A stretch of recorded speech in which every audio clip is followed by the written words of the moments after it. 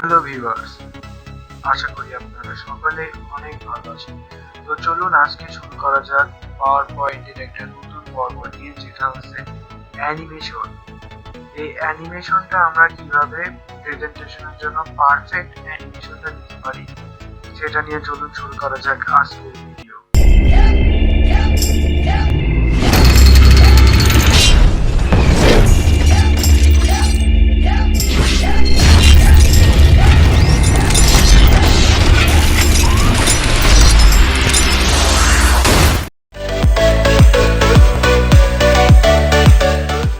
তো আমি প্রথমেই যে কাজটি করব সেটা হচ্ছে নতুন আমি স্লাইড নিলাম। আমি ইচ্ছা করলে আরো দুইটা স্লাইড নিলাম।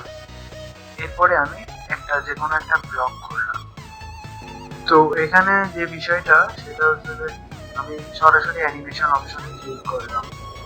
এরপরে আমি যে স্লাইড নিলাম এই স্লাইডগুলোর উপর অ্যানিমেশন দেবো একটা।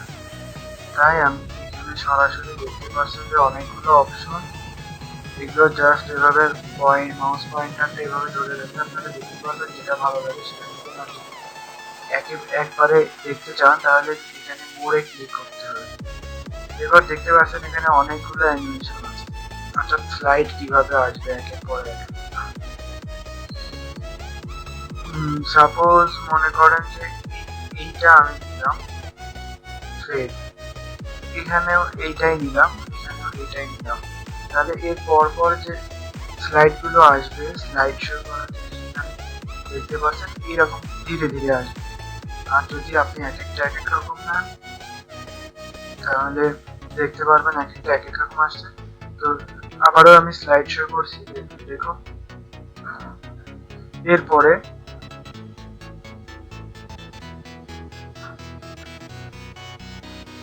তো এইটা দেখুন আর এইটা দেখুন, দেখতে পাচ্ছেন তিনটা আলাদা ভাবে আসছে।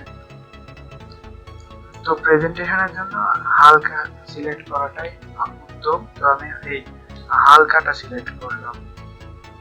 এরপরে যে অ্যানিমেশনের অপশনটা, যে এটাকে ইন্টারেস্টিং করা যায় কিভাবে, সেটা হচ্ছে যে সাউন্ড আছে অপশনে, দেখছেন সাউন্ড। এখানে আপনারা দেখতে পাচ্ছেন যে অনেক ধরনের সাউন্ড আছে। আমি একটা করে দেখাচ্ছি।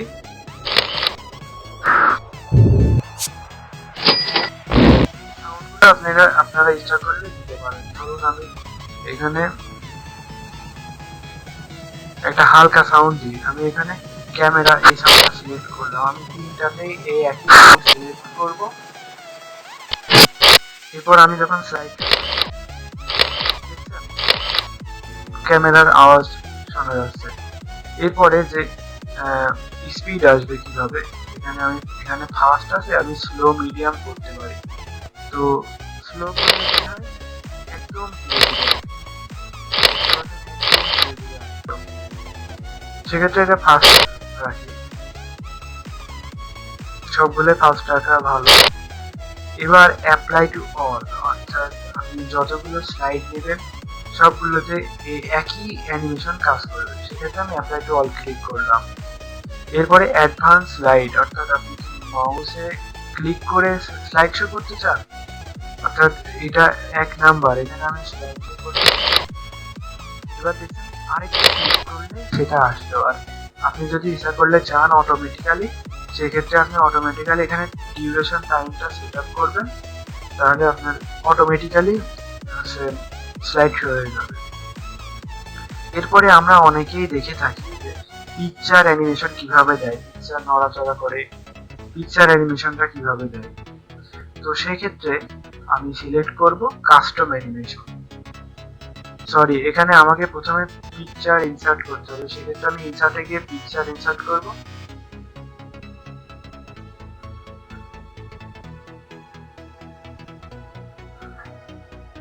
আমি এই পিকচারটা ইনসার্ট করলাম। এটাকে আমি যথাযথভাবে ক্রপ করব, যেটুকু দরকার হয় নির্দিষ্টভাবে এর ইফেক্টটা সিলেক্ট করব। এরপরে অ্যানিমেশন, এটাকে অ্যানিমেশন দেবো আমি। সেক্ষেত্রে অ্যানিমেশনে যাবো। এবার কাস্টম অ্যানিমেশন, দেখতে পাচ্ছেন এই পাশে একটা মেনু বার চলে এসেছে। এবার অ্যাড ইফেক্ট, এটা অবশ্যই ব্লক থাকতে হবে। এবার অ্যাড ইফেক্টে ক্লিক করে এখানে 4টা অপশন আছে। তো 4টা অপশনের আমি এই ভিডিওতে শুধু একটাই দেখাবো, এরপরের ভিডিওতে আপনারা টোটালি অ্যানিমেশন সম্পর্কে জানতে পারবেন। তো আমি সেক্ষেত্রে এন্ট্রেন্সটাই দেখাই, মোর ইফেক্টে। এটাকে আমি এখানে সরাই আনছি, এরপরে দেখ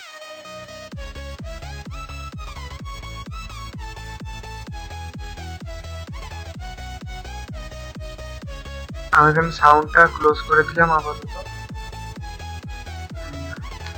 তো যেটা আপনার ভালো লাগে যেভাবে অ্যানিমেশন আসে, ধরুন আমি এটা সিলেক্ট করলাম, তারপরে ওকে করে দেব, তাহলে এটা ওকে হয়ে গেল। এরপরে আমি প্লে করলাম, দেখছেন যে সেটা চলে আসে।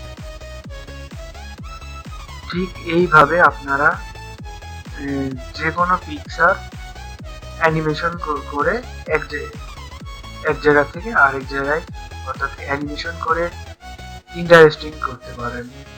তো আরেকটা বিষয় সেটা হচ্ছে যে যদি এই পিকচারটা অ্যানিমেশন দিয়ে এরকম করা যেত তাহলে কেমন হতো, সেটা আমি দেখাচ্ছি। যে এইটা এই পিকচার আপনি যখন স্লাইড শো করবেন, এই পিকচারটা এইভাবে ঘুরে পুরো রাউন্ড একটা পাক খেয়ে আবার এখানে ফিরে আসবে, অথবা অর্ধচন্দ্রাকার বা অর্ধবৃত্তাকার হয়ে ফিরে আসবে, অথবা এক কোণা থেকে আরেক কোণায় যাবে। কিভাবে সেটা সম্ভব সেটা এর পরে যে ভিডিও হবে, এই ভিডিও লিঙ্কটা দেওয়া থাকবে ডেসক্রিপশন বক্সে, সেখানে আপনারা ক্লিক করে সেটা জানতে পারবেন। তো আজকের ভিডিও ছিল এই পর্যন্ত, আশা করি আপনারা অনেক উপকৃত হয়েছেন।